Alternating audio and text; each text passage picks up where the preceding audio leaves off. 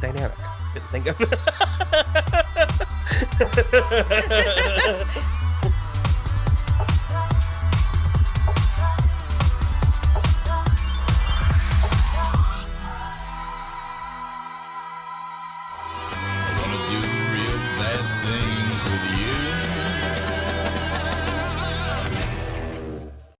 Hello, everybody. I'm Will. And I'm Kristen. And this is So I'm Watching True Blood, Season 1, Episode 2. The First Taste. The First Taste. I forgot and or never fully clocked what a scumbag Jason is. Yeah. He's terrible. Yeah. I don't remember that. He's also, like, aggressively Republican. Well, that's a flavor on this show. Sure, yeah. That also meant a slightly different thing at this point. 2008? I mean, slightly different. Yeah, I forgot that he straight up believed he had killed Maudette Pickens. Yeah. That's psychotic. He just runs away, goes home, goes to bed. Fine. Yeah. He's totally fine. Goes to work. His only concern is that he might get in trouble. Mm-hmm. Maybe they question him. He very poorly does a very bad job of lying to them. Because he lies about everything. He lies about things he doesn't need to lie about. Absolutely. And it's very like, no, I didn't. I mean, like, maybe last night. And it's like, they then bring him in, question him for 12 hours. Yeah, he is in custody for 12 hours. I cannot imagine what was happening. And then they show him a video that proves he didn't do it. I remember thinking it was a weird plot. Well, okay, so I like the thing that Andy Belfleur does, which Andy is Chris Bauer. He's like, this is the only tape that was there. Because Jason is like, well, she was fucking a vampire. There was a tape. And Andy is like, well, this is the only tape that was there. And he was like, well, obviously somebody didn't want the evidence. He was like, or somebody wanted us to only find this one and not the tape that was happening when he came back to kill her, meaning Jason. And Jason is too dumb to even get that. And that's the moment where you were like, that is some 3D chess. That is Jason a dumb, yeah. cannot, like, to the point even Jason is like, I'm too stupid for that. Because it, like, I don't know, because the implications are that he wants to murder her and, like, it's premeditated. Yeah. And or he comes back to dispose of, finds her okay, and then chooses to murder her. Yeah. None of it really checks, and it's very much the less time we spend on it, the better, yeah. I think. Yeah. Because I do remember that, and me being like, this doesn't quite feel, but let's just move on. He's just so not bothered. And then he, like, celebrates by going and, like, molesting Dawn. I mean, it's really weird because she's like, I don't want you here. Yeah. I mean, almost in those exact words. I mean, she does. I mean, she does not fight him off. Or no, anything, so she doesn't. But they've danced to this dance before. Sure, but we'd get many comments that they've been together before. What I want to say, and this is not to let Jason off the hook in any capacity, but Maudette Pickens was a real bee. Because she let him think he killed her. And then performed to the tape. Yeah. Which is even weirder or dumber when you realize that that was for herself, because no one knows. Like, she didn't know that police were going to be watching that. I don't know. It's weird. Yeah. It's a couple of weird, questionable production elements. Is what I was going to say is I believe that Jason's a stud, but we're treated to the information later in the episode that him and Dawn are sort of seeing each other again, that they have had sex 3 times that morning. She's getting ready to go to work. It's presumably, what, like 2 in the afternoon? Sure, lunch shift, yeah. Yeah, well, she said, I'll be done at 11. Yeah. And he's like, but I'm horny. How? And I'm on your team. I'm not questioning his ability to do it. Sure. Horny implies... I like the other thing too is like, you can't even you can't even accuse him of being a selfish lover because he's going down on Maudette when we meet him. So I mean, it must be good, but also it just sort of... They also have it down where having like crazy buck wild sex in a way that they like to depict it. I mean, not to tell on Dawn or him and Mondet? Dawn. Okay. I don't mean to tell myself in this way, but I feel like they love to depict that kind of sex on TV. And it feels like it feels more conducive to an injury than it does. Well, okay. Like, you can break your penis. Well, sure. He sort of does at one point. In my current condition, I would be injured. They are both extremely fit. So, like, he can keep her up, right? Sure. And that dresser is the exact correct height. I'm more so going for not to be super crude, but with that, you're gonna slip out. Okay, so that was the next thing I was gonna say is, like, it just can't be as good as the show, like, insists it is, because he is just like a jackhammer in every time we see Jason have sex. At no point does Jason Stackhouse make love on this show. Never once. Not at all. I don't know. He then is, we're already talking about Jason, but he's a real cock to Bill. Yeah. And although that scene is funny, it's not the kind of thing where it's like, I don't wish they didn't do it. But Jason and Tara in that scene, and I like remembered seconds before it that Tara grills Bill, and it's a lot. Okay. It's kind of a doozy. I will say I enjoyed Tara in this episode way more than the pilot. I think she's way better in this. This is like, if they had kept with this Tara, but it goes back to episode 1 Tara too often. But the Jason thing, and this isn't bad, but it's like, oh honey, the Jason thing with Tara. He's just garbage because he gets the beer out of the fridge and is asking Sookie a question or something like that. And he starts drinking it and Tara's like, that's mine. And he's like, huh? And he was like, can I get you anything? And she was like, I'll take a beer. And he just went to the fridge, got it and started drinking it. That is like he forgot in the time it took him to take it out of the fridge that it was for someone besides himself. I don't know. That's pretty, I mean, vile is a strong word, but so selfish. Yeah. I mean, he's very selfish and self-centered. And then when she sits down next to him on the couch and he puts his legs on her, I don't know, he was pissing me off in this episode. They were like properly like snuggling on the couch, and then he was like, shit, I got it. Nah. Full trash in this episode. Yeah. It was making me angry. Obviously, we picked up where we left off with Sookie having her back broken. Yeah, her back was fully broken. The Rattrays. Because I was gonna say, I remember it being Rattray, but they kept saying Rattray. I don't like either one. Oh, well, I like Rattrays better, but Bill shows up and saves her, and she has to drink his blood because she's like properly hurt, and then she's like broken. Yeah, he kills them. He kills them and stages a pretty lazy tornado. I kind of like that. I like to think he did it on purpose just because he knew he can. Sure. That he's like, I'm just going to phone this in.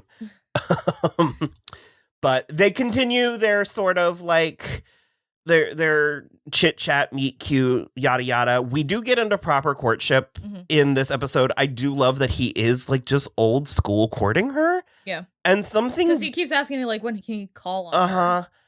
And like, but he like asks Gran's permission to take her on a walk, and it's like he's doing a lot of like the gentleman things.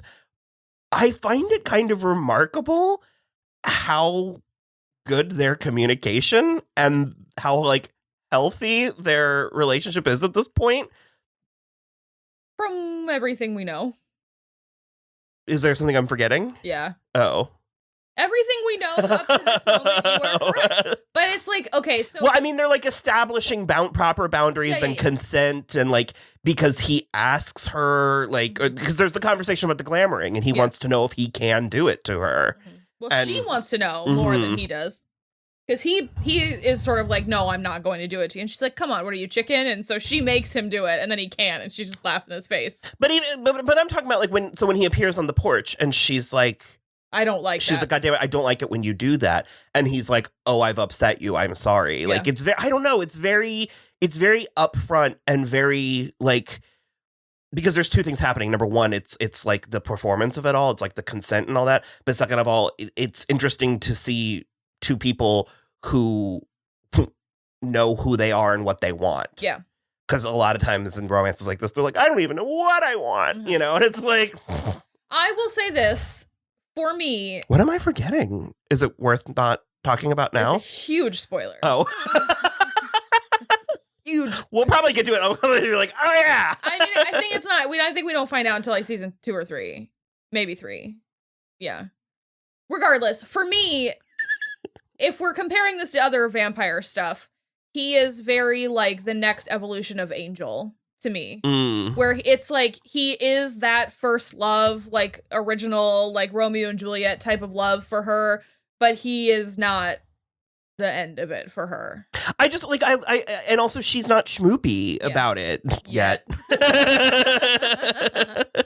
That's why it's like we're talking about episode 2 of season 1. Yeah. And so I do just really love her gusto. I love her gumption, and she's just kind of.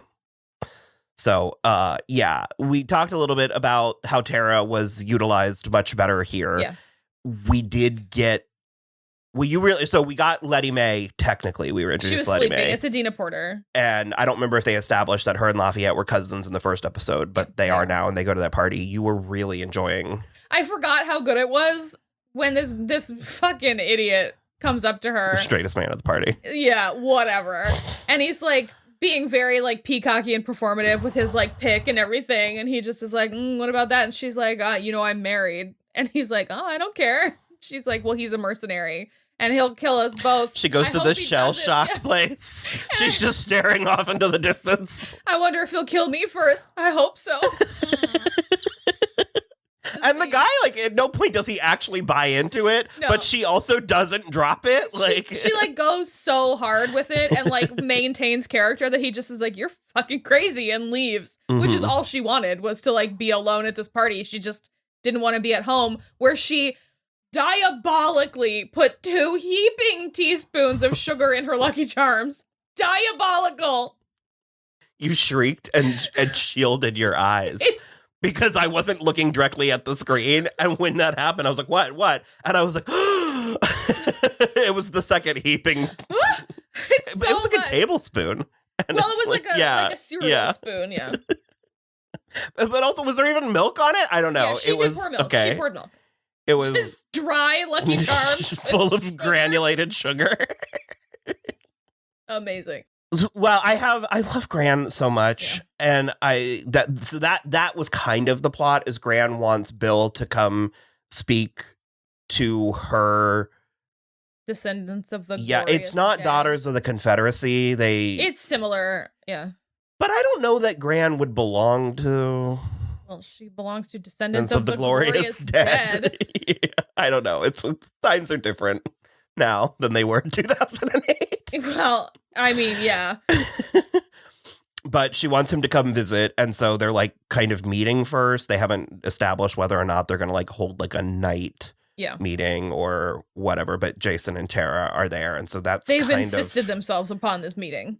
That's kind of the plot, and everyone, the whole episode is sort of like warning Sookie about the danger and all this stuff.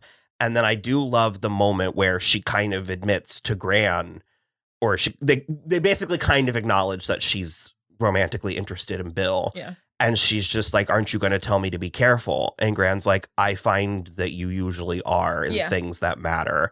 And it's just so nice. It's such nice characterization. It's such a nice break as an audience member to not have everyone in the show clubbing her over the head with this nonsense. It's also nice having a woman tell Sookie that her women's intuition is something that should be followed, because like even Tara and Arlene are all like, you need to watch it. And she's just as like, I'm not stupid. It's more of the infantilization of Sookie Stackhouse by like everyone in her life except for Gran. Because we get it from Sam, where he like pulls her into his office for a meeting. And that's where it does. Because I was a little bit defensive of him in the previous episode.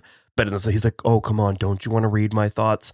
And he's just really working overtime in the nice guy. I don't know.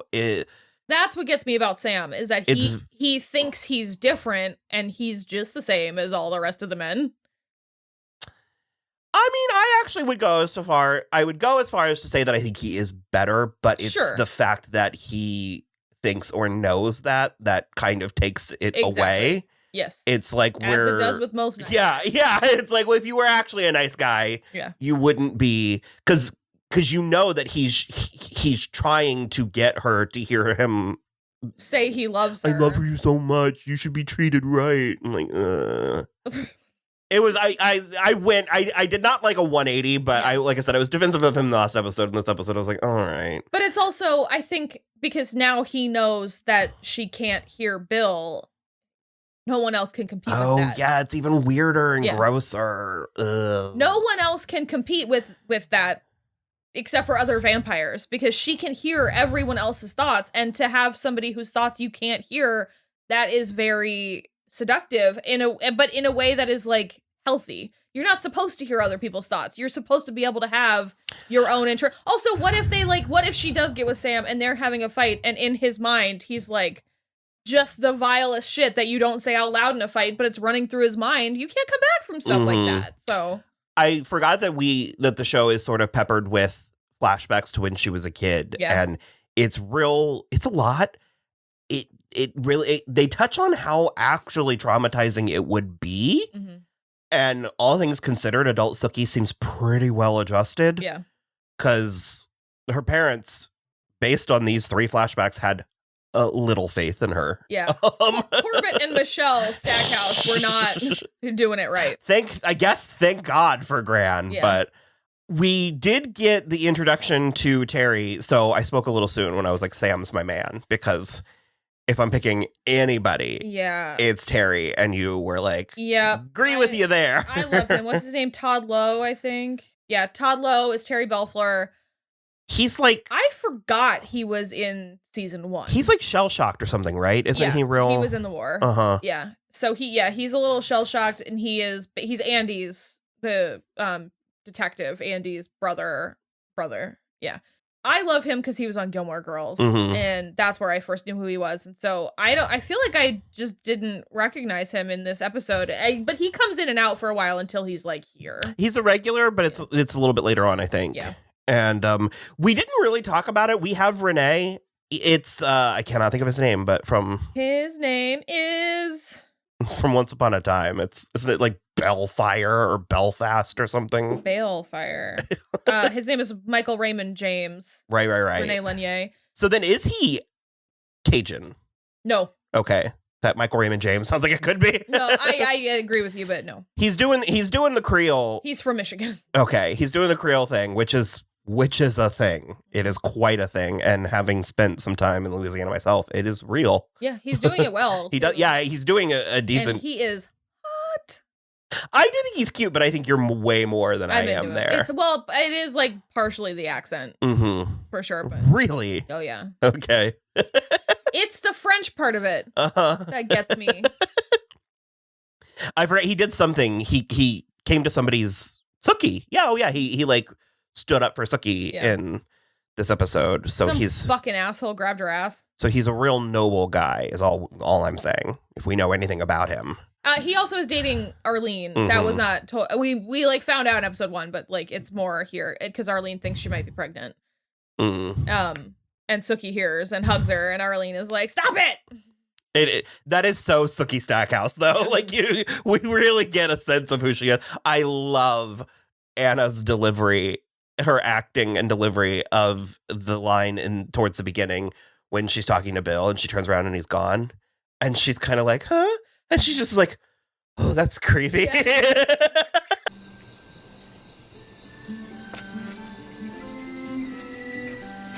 Huh. Sam's still up.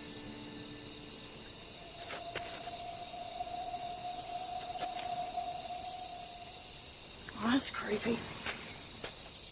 It's very good. It's very good. I do want to say about Sookie, though, her personality. She absolutely would hear Arlene and then hug her, but she would never tell anybody else. Did she? No. Oh, okay. Yeah, no. I was like... No. Never. She would never do that. I think because she knows so many secrets, she wouldn't share secrets. Yeah. Dawn left Jason tied up. I feel like that comes back. I feel like that's some weird plot. I don't remember how. Also, he saw that she's also been bitten by a vampire. Some of this, it's wearing on me more now than it was when we were 22. Yeah, I just am sort of like, who cares? Yeah. Because also, Maudette said that the vampire paid her $1,000. I would do it. $1,000? Jesus. I love how extra that one vampire is. Because we get it in this episode, because that is the I guess probably the final plot, but Bill is back in the old Compton house, and he's sort of renovating it. There's this whole thing about the EVR or the VRA, Vampire Rights Act, that they're trying to get passed. And it's interesting, and the show handles it well, but it is sort of this like, that kind of, because we keep getting Reverend Newland Sr. in the background talking to, or as it would be, not talking to Nan Flanagan. And one of the things that we find out is that if the VRA passes, that the Compton house legally would revert back to Bill. Yeah. Because property stuff. And we did get a little bit of backstory with Bill that he was 30 when he was turned, and she snatches his wig. You look a lot older. And I do love the life was harder back then. And he did serve in the Civil War. And we got some information about the vampire mythos, but something that I find interesting about True Blood vampires is that there is a range of powers and attributes. Yeah. Not every vampire has them. And I think that's a little... It's similar in Twilight. Is it? Well, it's a little bit more heavy-handed. Well, of course, it's more heavy-handed, but it's a little bit like that. I was also going to say... something. Well, we were talking about the bald vampire that was doing the most, because in this one he sticks his tongue out and is like, but then his eyes, they don't roll up, they roll to the side.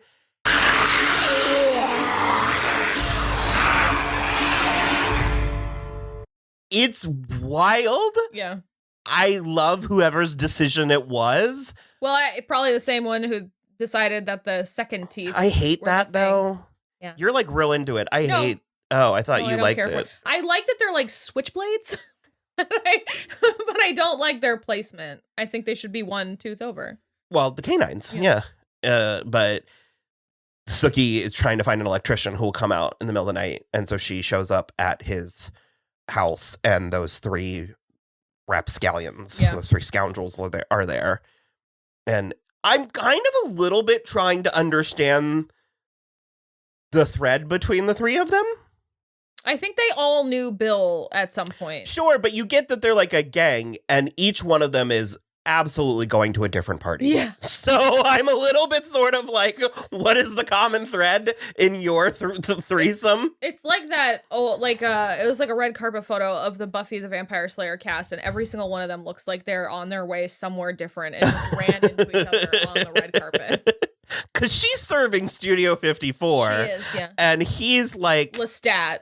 Well, yeah, but it's like a lame, like, Lestat cosplayer. Sure. And then the bald one is straight 90s rock. Yeah. And it's like... Yeah. And the other thing is, it's like, I can sort of get any two of them, but it's the three of them that I'm together, yeah.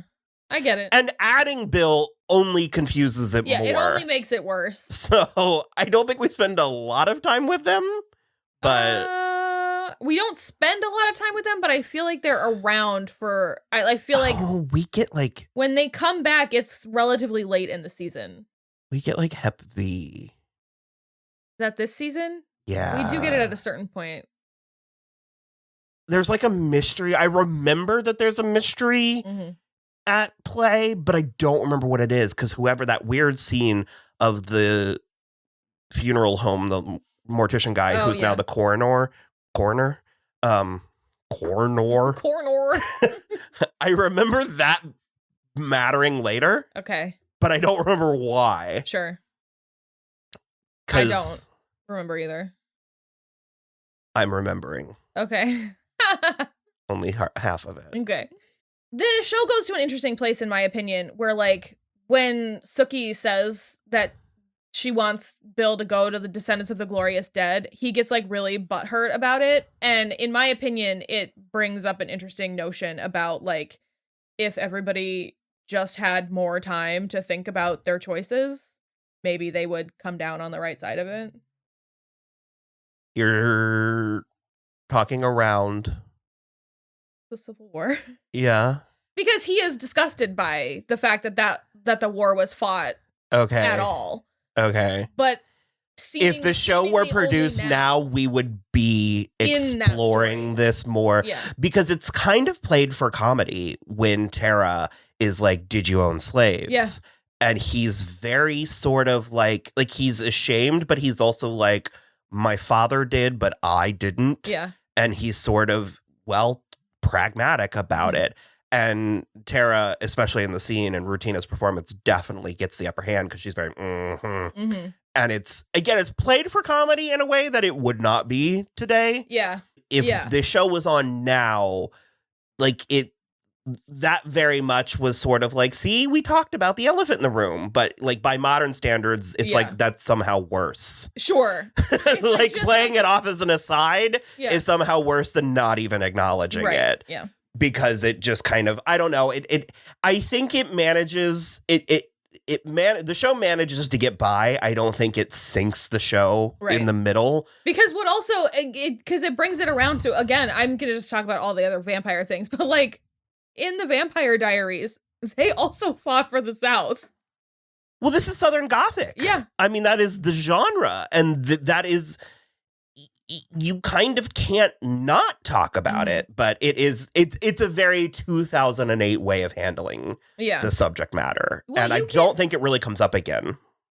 Not really. I think you're right. Well, because Bill, I think, is the only one who like fought for the South, you know? And then it's also, you can get around it in the fact that like on Buffy, all of the vampires are from Europe. Well, Europe has its own. I was going to say. But you don't have to address the very specific American trauma of the Civil War. Life is complicated. Yeah. So I just thought it opened a nice thought experiment that you're right, the show does not necessarily follow through on, but let us know what you think about it, because I agree with you. I want to acknowledge it. I'm also aware that we are uniquely ill-equipped to talk about it. Yeah. Like we are gloriously out of our league, out of our depth. But I do think it warrants discussion. So let us know what you think about it and if it has any effect on the show and or if we made total asses out of ourselves constructively. Yes. So yeah, I'm always learning. I think we want to do the right thing. So yeah, that was episode 2 of True Blood, and hopefully we'll see you back for episode 3. Bye. I want to do real bad things with you.